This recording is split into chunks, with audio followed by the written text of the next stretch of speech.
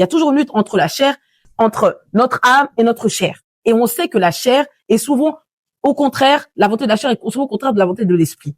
Je sais. Je te donne un exemple. Pour certains, les tatouages, c'est magnifique, c'est beau. Et on va pas se mentir, l'esthétique des tatouages, c'est beau.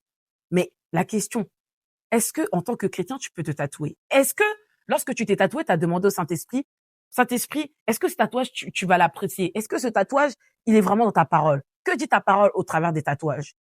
Quand tu as cette envie-là, par exemple, de mettre des choses qui sont un peu plus artificielles, est-ce que tu lui demandes, est-ce que tu aimes cet esprit? Est-ce que ce que je mets te plaît?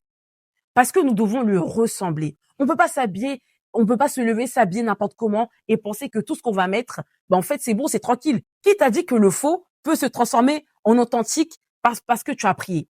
Tu sais, quand on lit la parole de Dieu, que la parole de Dieu, que tout est sanctifié par la parole, tout est sanctifié par la parole, ce que Dieu a créé. Quelque chose que Dieu a créé, que le diable a corrompu. Si tu pries, tu le rends à nouveau correct. Mais je te donne un exemple. Si demain, tu vas chez le marabout, que tu vas déposer des canaris chez toi, et que tu donnes ta vie à Christ, et que on te dit, va acheter tes canaris, tu vas pas dire, oh, mais purée, c'est beau, je donnais ma vie à Christ, et donc tout appartient à Christ. Seigneur, je prie pour que ce canari, là où il modifie, maintenant il bénit. Tu vois que c'est une dinguerie. Et ben, c'est la même chose. Il y a des choses que le diable, il a créées pour qu'on les porte, pour qu'on les dépose en nous, pour que là où on doit être un hôtel du Saint-Esprit, on devienne un hôtel d'autres esprits. Je te dis pas lesquels, tu vas prier, il va te parler.